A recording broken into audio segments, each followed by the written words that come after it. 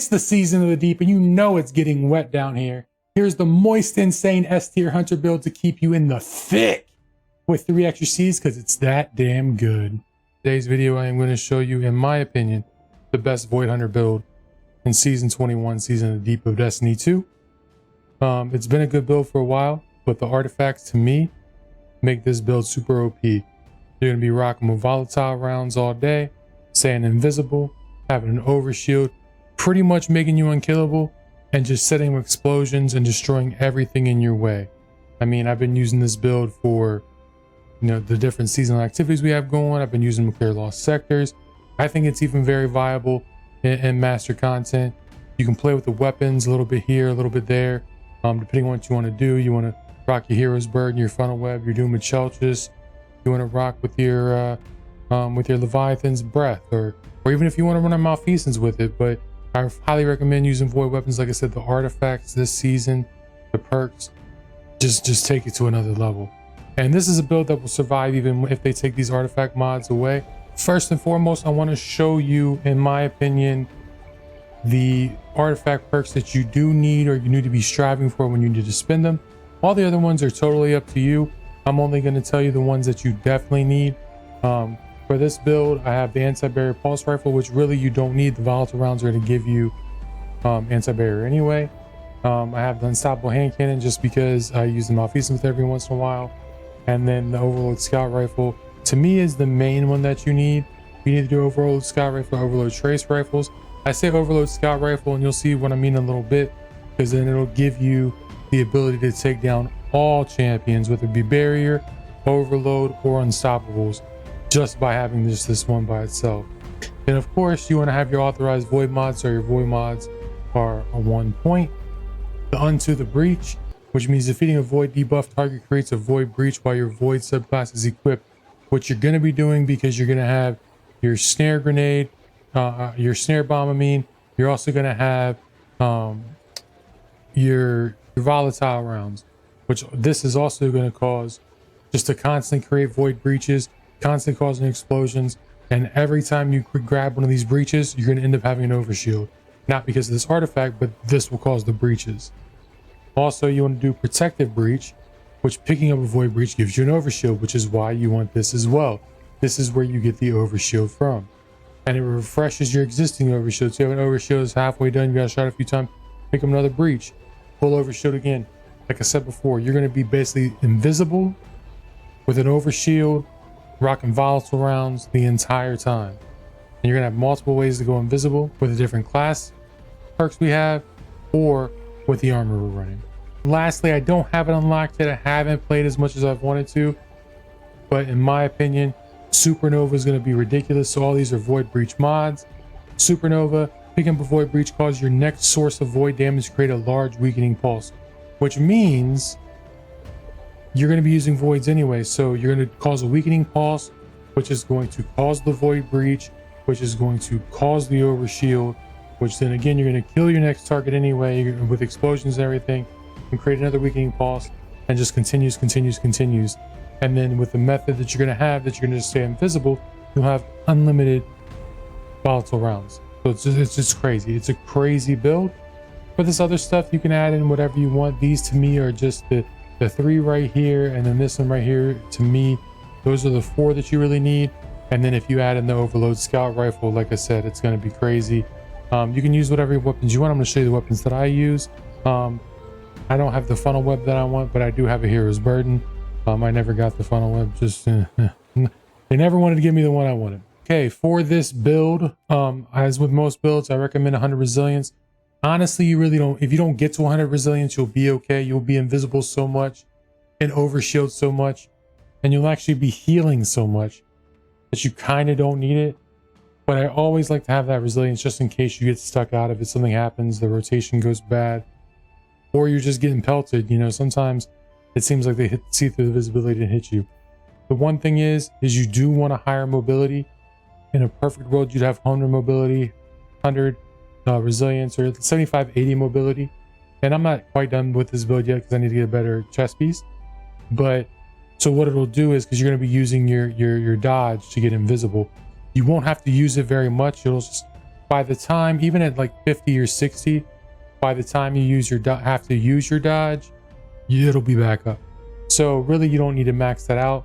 In a perfect world, yes, you would have, you know, 100 resilience, maybe 50, 60 mobility, and then, you know, 50 to 60 discipline. Honestly, you don't throw your grenade that much, but you can, especially the grade we're going to be using will help as well. So you can spec more into those two. Like I said, even probably at 30 or 40 on your mobility, you're going to be able to be invisible long enough because you have enough methods, whether it be through the dodge or through the finisher or through the kills, that you'll stay invisible long enough that you won't need to proc that again with the dodge. And the piece of exotic armor, in my opinion, that brings us all together is 𝕃𝕀𝕍𝔼. I know I'm probably butchering it. Your void weapons gain volatile rounds after you emerge from being invisible. When you're invisible and defeat a combatant while using a finisher, all of your weapons gain bonus damage. You and your nearby allies gain a reserve overshield and improved class ability generation. These reserve overshields can be deployed by using a class ability. So basically, you have 3 different ways to be invisible: finishers, dodging, or kills. As soon as you come out of being invisible, you're doing volatile rounds. Then those volatile rounds are allowing you to get another kill to go invisible, and the pattern goes on there and so forth.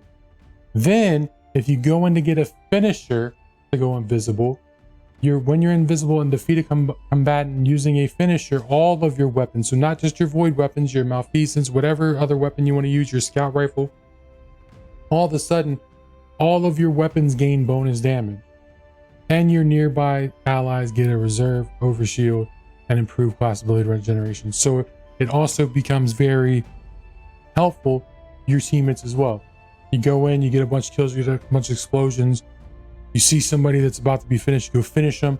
You know, you're invisible, you go finish them. You get volatile rounds, your volatile rounds continue. You get that overshield for yourself, you get that overshield for your teammate. Even if at that time you switch weapons, you're gonna be doing a hell of a lot of damage. It's just an amazing build in my opinion. So getting into the weapons that I use before we go any further, I'm using a scout rifle. This one I'm using the recent trans scout rifle from, that'll just be, you know, to take down your overload champions if you need to. I'm rocking the Hero's Burden. It's not the perfect roll. I do like that as destabilizing rounds and help with killability. Of course, this is where you could also whip out your funnel web with your best rolls, your god rolls. 𝕃𝕀𝕍𝔼 is also a good one. So say you don't want to rock the scout rifle there, you can literally run the 𝕃𝕀𝕍𝔼 here and still get your overload as well. I really enjoy the 𝕃𝕀𝕍𝔼 or any void scout rifle. You can play with these however you want. I just like the setup of the submachine gun here because it's going to give you those quick volatile rounds over and over. Like the scout, and the volatile rounds will be anti-barrier. Volatile rounds are intrinsically anti-barrier. Then the scout rifle will do your overload, and then Leviathan's Breath. Leviathan's Breath has been an excellent exotic for a long time. Make sure you get the catalyst. I don't necessarily have the catalyst for this one right here. Make sure you get the catalyst. It's intrinsically anti-unstoppable. So there you go. You got your unstoppable, you got your anti-barrier, and you have your overload. Leviathan's Breath is just a really good high damage. A lot of people are using it when they're normally beating the new Ghosts of the Deep dungeon. Just a really good exotic. Like I said before, you could switch this around. You can go and switch over to your Taipan. You can use a Malfeasance. You lose your ability here to get your overload. You don't have the overload from the previous from the artifact, but you could always go like that if you wanted to. You don't necessarily need the sub, but the only problem is a lot of times Destiny doesn't like stacking 2 different types of barrier breakers. So I'm not sure, I really haven't tested it out myself. This is overload scout, an overload champion destructor, but volatile rounds are too. So I'm not sure, I've never really tested it, that if the volatile rounds will give you, or at least the explosions for it will be anti-barrier plus the overload scout. I don't believe so, which is the reason why I rock the sub. and the scout that way, and then the Leviathan's Breath. Like I said, you can play around with the weapons how you want to, depending on what weapons you have. And that's really not the big holding point on that. But honestly, if you're trying to run all void, go for the Leviathan's Breath. High damage, just a really good exotic. It melts things, it really does. This is the second one that I have, so it only has 5 death defeats on it. There's another one that I do have. So getting into the Night Stalker. Of course, I use Deadfall, but you can use any of these that you want. This part doesn't really matter. But part of the build is when your enemy has a debuff and you kill them, you go invisible. Night Stalker's a debuff. The shadow shot's a debuff, so you definitely want to make sure that you're doing that, not spectral blades. But it's my opinion. So the first ability to me is going to be Marksman Dodge. This way, you know, you're pew-pewing with your sub, you dodge, you reload your weapon. You can do Gambler's Dodge if you want to melee, but you really don't need to use your melee that much. So I would go with Marksman Dodge, Triple Jump, of course, Snare Bomb, and I like the Vortex Grenade just because it pulls all the enemies together, damages them, then you sit there and you take your sub, you melt one down, and they all explode together. For our aspects, we're going to use Vanishing Step. So the dodge, double pressing the whatever button. I'm using my controller to scroll through right now, so it's B, but whatever button, whatever console you're on or computer, double tap that, boom, invisible. That's going to start your first part of the cycle. Then, Silas Executioner. Defeating a weakened, suppressed, or volatile target grants invisibility and true sight. Which again, you're going to go invisible, you're going to pop up, you're going to shoot with your volatile rounds, you're going to kill somebody because they're volatile or they're weakened, and then you're going to go invisible again. So almost every kill you're going to go back to invisible. So it's literally you're staying invisible, you're staying with volatile rounds, you're getting those void breaches, you're getting that overshield. It's just ridiculous. Then for my fragments, I'm going to do Echo of Persistence. Void buffs applied to your visibility, overshield, devour have increased duration. So you'll have your invisibility will last longer, your overshield you get from the void breaches will last longer, and your devour, which you're going to have devour as well, which means you're going to get heals after kills. So even some of the heal stuff I did is kind of a little bit of overkill, and you can change these out. I'll show you in the armor mods themselves. Echo of Harvest is the second one I use. Defeating weakened targets creates an orb of power and a void breach. So once again, we have a weakened target, we kill them, there's another way to make a void breach. We don't make them using it, the artifact mods, boom, void breach. There's gonna be void breaches everywhere. There's void breaches everywhere. You're just gonna be pooping out void breaches. And then the orb of power as well is gonna help you, whether it be, you know, you're using the armor mod to get a heal, or any of the other different things that you want to use the orb of power for. Get your super back quicker, get your specials back quicker, whatever it is. Echo of Starvation. Picking up an orb, a void breach, or an orb of power creates devour. And then we have Echo of Obscurity, which your finisher final blows will grant invisibility. Another big deal. You have your dodge to become invisible.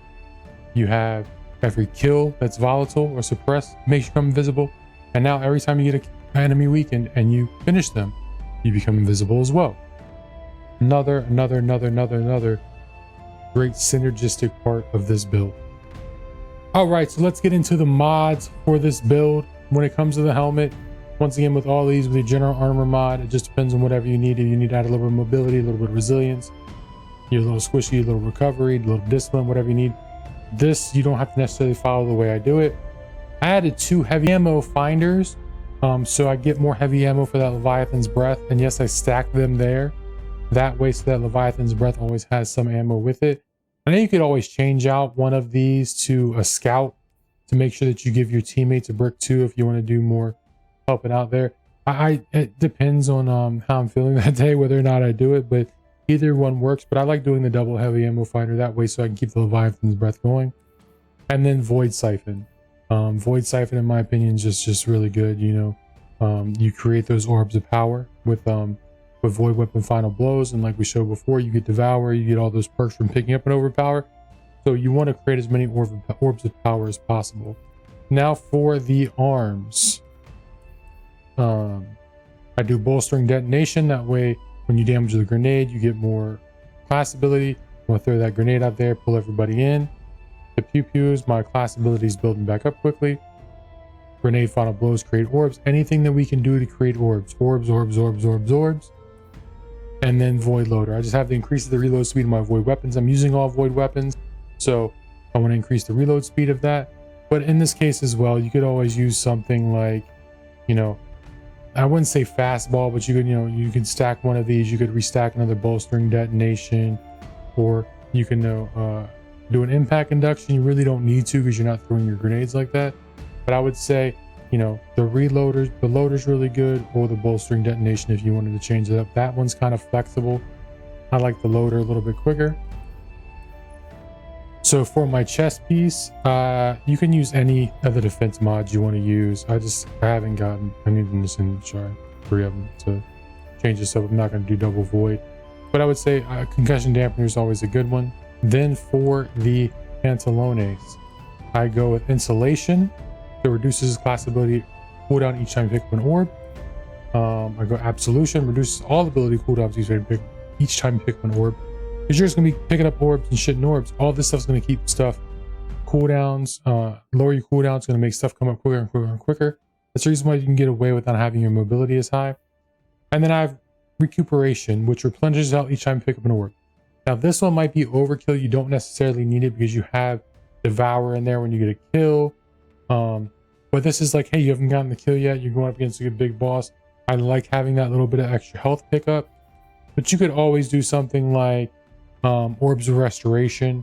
You know, picking up an orb of power grants a small amount of energy to allow your ability with the least energy. That's something that I really do like. You could always go in and throw in a weapon surge, like a void weapon surge, get more extra small bonus damage. You have armor charges, which your armor charge decays over time.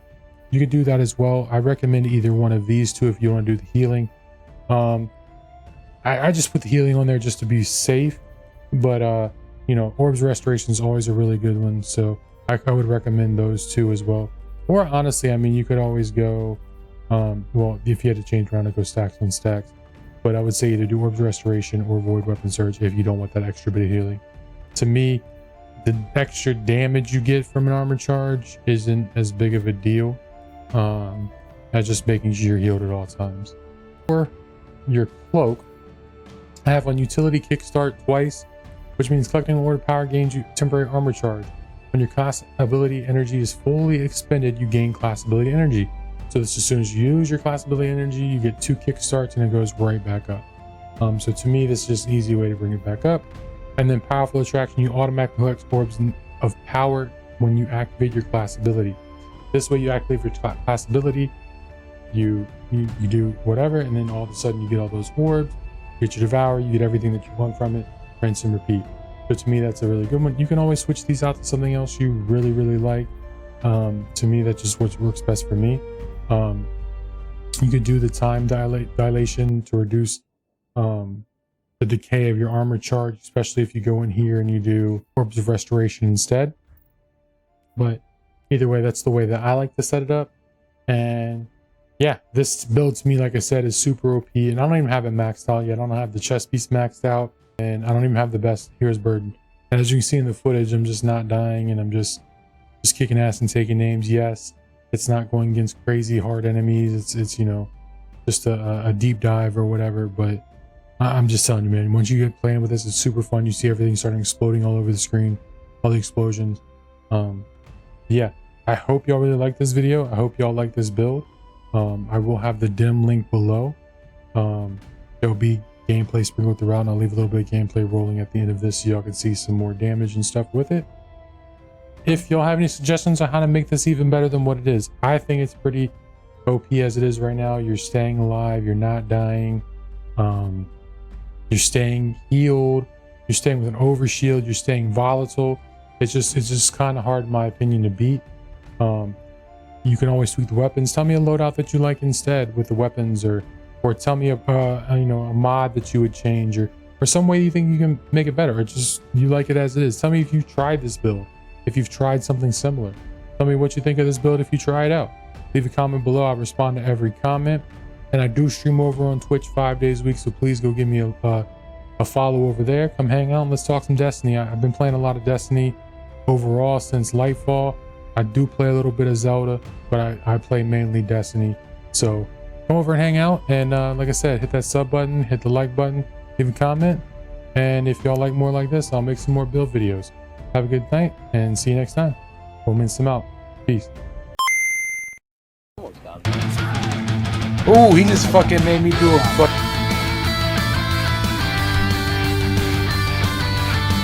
That's how I dance in real life, bro. Just like that.